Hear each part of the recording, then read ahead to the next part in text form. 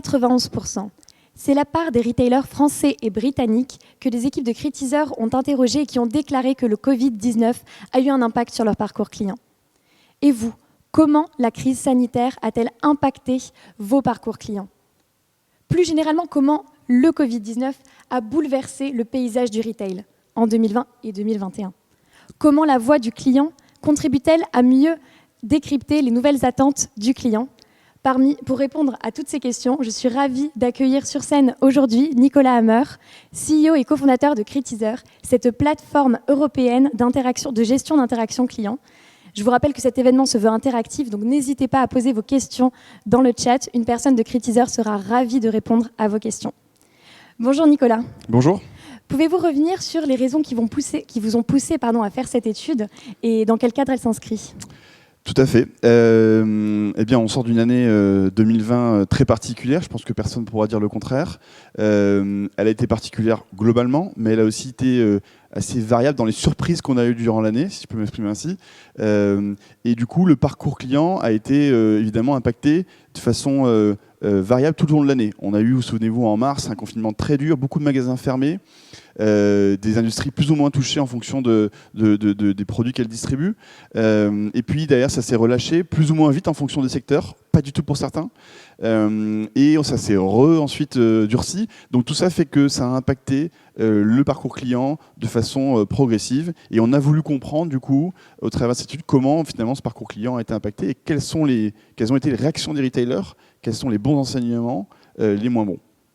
Et du coup, quels sont les principaux enseignements à retenir de cette étude ? La première chose, quand on a interrogé du coup 114 retailers, donc un panel très très large, d'industries très différentes. Ce qui nous a frappé, c'est l'agilité, la capacité d'innovation et d'adaptation qu'ont eu les retailers.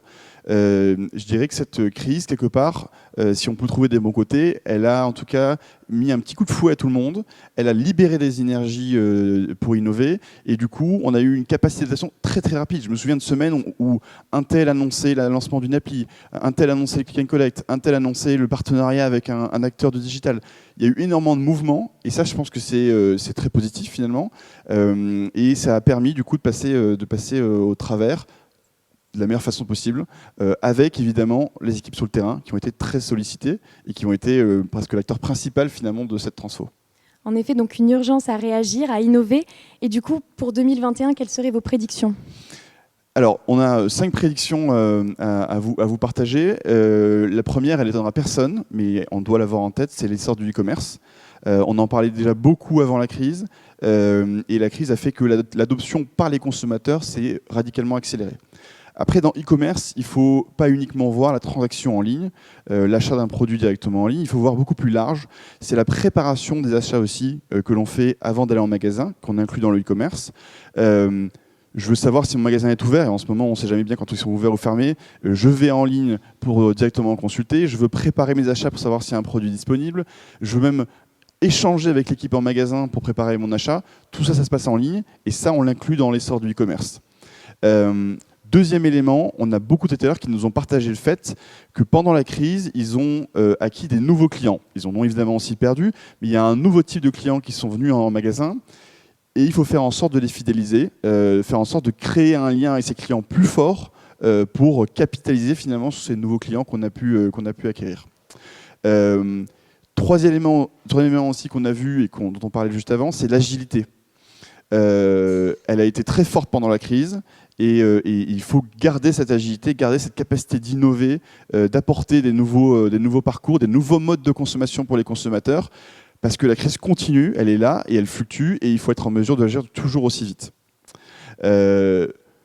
Quatrième élément, l'humain au cœur de l'expérience client. Ça, c'est super important. On l'a dit, les équipes qui étaient sur le terrain en première ligne ont joué un rôle majeur dans la réaction face à la crise. Et les clients se sont liés encore plus avec eux. Moins à la marque, plus à leur magasin. Et on s'est attaché à ce magasin-là parce qu'ils ont vécu des choses évidemment très difficiles. Magasins fermés, ils ont dû innover pour rester un petit peu ouverts. Ils ont été aussi solidaires entre eux, les magasins. Et tout ça, ça a créé un lien particulier entre les consommateurs et les retailers. Et ce lien, il va perdurer. Cet aspect humain va perdurer. Et on le voit à travers nos études, c'est que la volonté d'échange des consommateurs et des retailers de rester connectés, elle est très élevée. En effet, est-ce que vous auriez quelques exemples à nous proposer par rapport à ces retailers justement qui ont innové, qui ont fait preuve d'agilité, de fidélité et si vous pouviez me citer des exemples de réaction justement et d'adaptation à ces nouvelles tendances et ces nouvelles habitudes pour améliorer l'expérience client.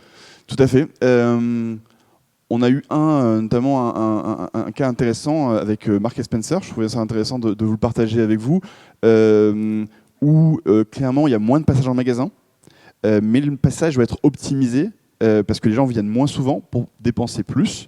Et donc il faut être en mesure d'offrir des nouveaux services, évidemment liés à la sécurité. C'est une préoccupation majeure, ça fait partie maintenant de l'expérience client.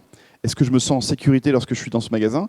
Et puis également des services de click and collect, des recrutements aussi de nouveaux staffs dans le magasin pour des nouveaux services qu'on veut offrir aux clients. Savoir s'orienter rapidement dans le magasin. On sait que du coup on veut rester moins longtemps parce qu'on se sent moins en sécurité. Donc si on est guidé vers là où on veut aller, et bien du coup ça augmente la satisfaction finalement des clients. C'est un exemple, il y en a eu plein. Ce qu'on retient à chaque fois, c'est que l'équipe en magasin a été le déclencheur, l'accélérateur de ces idées. Il y a plein d'idées qui ont émergé dans chaque région de France ou de Grande-Bretagne, qui ont été ensuite reprises au niveau national. Une bonne idée localement peut être reprise et d'ailleurs accélérer cette innovation. Et c'est ça qui est intéressant, justement, le déploiement de l'innovation, donc à la fois au local, mais aussi décupler toutes ces innovations sur la chaîne. Et d'ailleurs, quels sont vos conseils pour l'année à venir, pour ces retailers qui nous écoutent aujourd'hui? Alors, le conseil que l'on a, nous, c'est une équation assez simple, qui est de dire vous devez converser avec vos clients, garder le lien, créer de la conversation en permanence avec eux, ouvrir les canaux aussi qui feront que la conversation sera la plus enrichissante possible. Deuxième élément, c'est l'action, à travers de l'agilité dont on parlait, à travers des équipes en local dont on parlait, faire en sorte d'agir rapidement, pas forcément imaginer des transformations gigantesques, souvent coûteuses et qui prennent du temps. On n'a pas le temps. Et donc on doit être en mesure d'agir par ce qu'on appelle des mouvements tactiques, qui sont des petites innovations localement, qui peuvent être ensuite accélérées, enrichies, mais qui doivent être quotidiennes en fait. Et cette conversation, cette action, va créer l'obsession client. Ce qu'on appelle nous l'obsession client, finalement, c'est l'engagement des équipes pour le client. Et s'il y a une chose qui peut être un moteur dans cette crise pour toutes les équipes du siège au local, c'est cette capacité à s'engager pour les clients. C'est ce qui fera qu'une entreprise résiste. J'ai en tête une étude qui avait été menée en 2008. Autre crise, autre contexte, mais impact économique beaucoup plus fort encore même qu'aujourd'hui. Et on a vu que les retailers qui avaient un niveau d'engagement, enfin le staff avait un niveau d'engagement élevé pour les clients, ont mieux redémarré ensuite. Et nettement mieux redémarré. Donc ceux qui sont aujourd'hui dans une phase de redémarrage doivent compter sur l'engagement des équipes. Et pour engager les équipes, rien de tel que les connecter avec leurs clients en permanence et les faire agir au quotidien pour leurs clients. C'est ce qui créera du coup la Customer Obsession. Donc l'obsession client, donc le gage de réussite pour 2021 et pour amorcer au mieux votre redémarrage pour cette nouvelle année. Si vous deviez trouver 3 messages clés que notre audience devrait retenir sur votre intervention, quels seraient-ils ? Premier élément, c'est interagir, interagir, interagir. Créer du lien avec vos clients, garder ce lien. Et ne pas imaginer du coup que la crise et le digital doivent devenir un peu un mur ou casser le lien en tout cas avec le client. Ils sont en recherche de leurs commerçants. C'est ce mot dont on parle, c'est de parler de commerçants.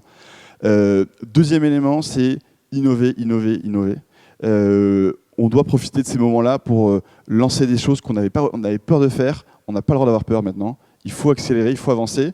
Et le troisième élément, c'est je pense que les retailers sont dans une position qui n'a jamais été aussi bonne pour contrer des acteurs comme Amazon, par exemple.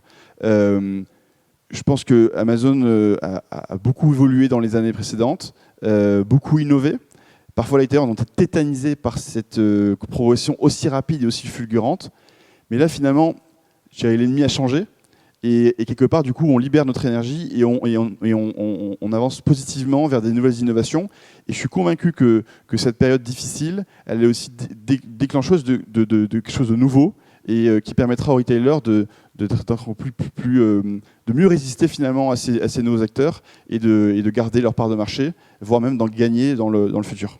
Un grand merci Nicolas. Je vous propose de retrouver Critiseur tout à l'heure, cet après-midi à 15h15 pour un workshop qui va entrer plus en détail sur leur étude. Un grand merci Nicolas. Merci.